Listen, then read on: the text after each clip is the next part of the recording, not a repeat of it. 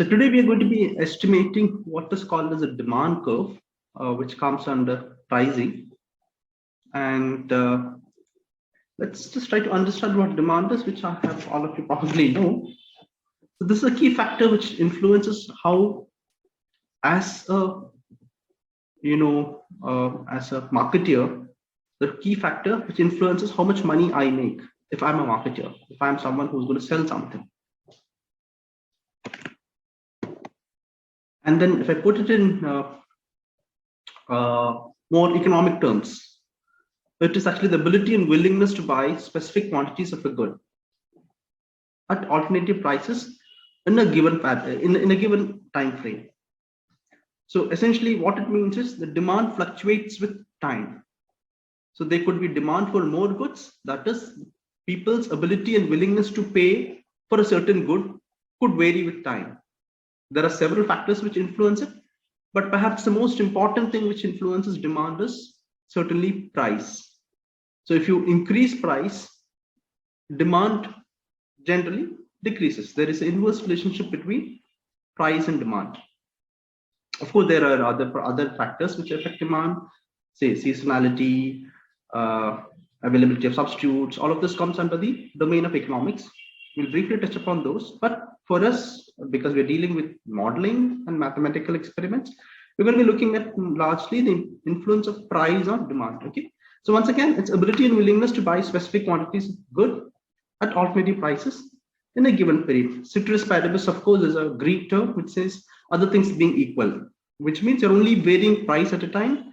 Like I said, there are other factors which affect demand, like the price of alternate goods, availability of substitutes, the season, and so many external other factors which affects demand. But here, for our discussion in marketing analytics, we will largely be concentrating upon influence of price on demand.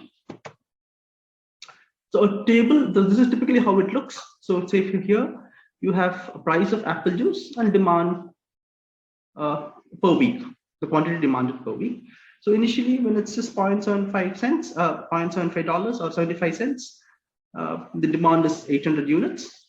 When you increase the price, you notice progressively that the quantity decreases. So as I was saying, there's an inverse relationship between price and quantity. The higher the price, lower the demand, and vice versa. So if we sort of put this in a graph, these are the values in a table. Now, if you put this in a graph, you get what is called as a demand curve. So basically a pictorial version, a graph of this with demand on one axis and price on the other axis will give you a curve of some shape. But that's your demand curve. Okay, along the x-axis price, along the y-axis demand. The demand curve does not state actual purchases, but only willingness to purchase, right? And it looks typically something like this. Okay, a decrease in one leads to an increase in another. Increase in one leads to, so here we're looking at the price of tutoring, dollars per hour, and the other side you're looking quantity of tutoring demanded. So initially at the point which is marked as A, so when the price per dollar is price of tutoring is $50 per hour, you notice there's only one student, or the demand is only for 1 hour. When it comes to, let's say, somewhere point E, that is when the price has dropped to $30 per hour, it's actually 7 units are demanded, and so on and so on. Essentially, this is an inverse relationship. So when you reduce the price, quantity demanded will increase, right? This is typically the demand curve.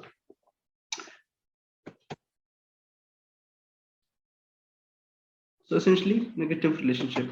One increases, the other decreases.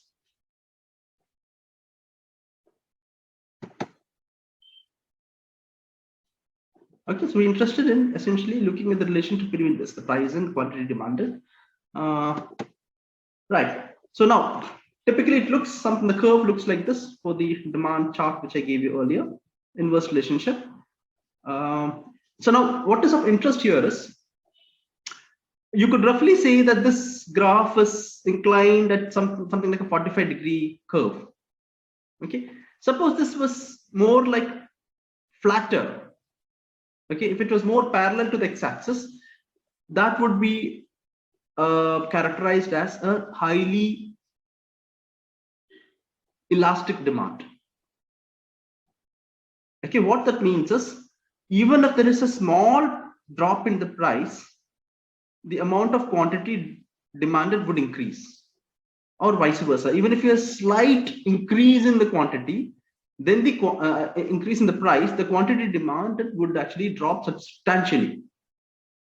Such a demand curve is called a elastic demand, which means this curve, which is almost like inclined 45 degrees now, would actually be more like zero, would almost be parallel, not exactly parallel, but more flatter. The curve would be flatter. On the contrary, if this curve is steeper, you would have a inelastic demand. So what that means is, even if you drop the price significantly, the quantity demanded will not alter so much. Okay, if you increase the price, the quantity demanded won't be affected so much. That is a inelastic demand. And highly elastic demand is one wherein a slight change in price would actually cause substantial change in the quantity demanded. Which these two terms, of course, we use the word elasticity of demand. So again, degree to which change in price causes change in demand. If you change the price a little, if the demand changes a lot, it is called as elastic demand, highly elastic demand. And the opposite of that is an inelastic demand, wherein, okay, a typical example of this would be, let's say, food items. The reason being that if you increase the price, people would actually go and buy something else because there's an alternative available with them. So the moment you increase the price, so largely people would shift their consumption pattern and go and buy the alternative product. So especially food. Let's say, for instance, here they say pizza. If price of pizza goes up even a little bit, demand goes down quite a lot. Airline tickets, maybe. Absolutely, yes. And that is because people will choose not to travel. Yeah. Yeah, exactly. So it's a highly elastic thing. If you drop prices, people will choose to. I mean, these are termed as luxury sort of things, like not essentials. So people would postpone travel or postpone holidaying, things like that. Absolutely, you're absolutely right, Shiva. Okay. So this is a flatter curve, as in it is more like it's like sort of not 45 degrees, perhaps it's more inclined towards a parallel line. So this is a relatively flat, and an inelastic demand would actually characterize the opposite, wherein even if a price changes quite a lot, demand changes very little. These are essentials, stuff like, say, salt, for instance, or petrol, gasoline. So even if you increase the price, people will continue to consume, because you can't live without petrol, or you cannot go about doing your general things without this. So essentials, mostly, it's got inelastic demand. Even if you vary the prices, demand wouldn't shift so much. So if price of soap goes up, demand stays almost the same. Okay, so this is a steeper curve. So you could clearly notice prices come down, and this is so much steeper than the earlier one. Prices come down. However, the quantity demanded has not shifted. So imagine if this were steeper, there will be so much more change in demand than, like, for every drop in price, the quantity, like the expansion, would be so much more. All right, so other factors which affect elasticity of demand would increase, like I said, availability of substitutes. So a product which can easily be substituted, like food items, pizza, burgers, and all of those kinds of things. The moment you increase price, immediately people are going to consume less. Now, petrol, of course, has no substitute, and therefore, even if you increase the prices, people will continue to sort of buy, and which is what perhaps the current government is doing, going on increasing prices, and still demand isn't dropping. Right. Again, the relative importance of these products that again affects elasticity of demand.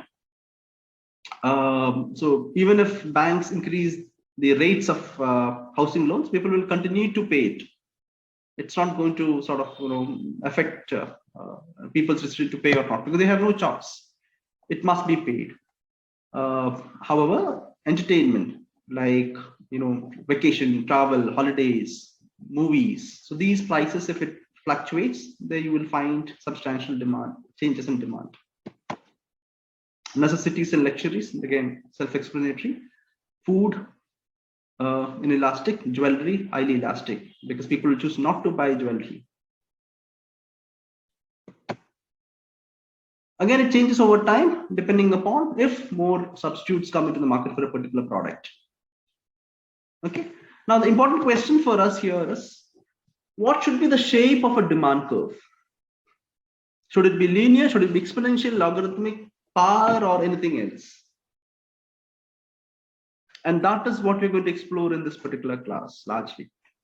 Okay, we look at pricing, demand curve, and all of that, right? So please go to the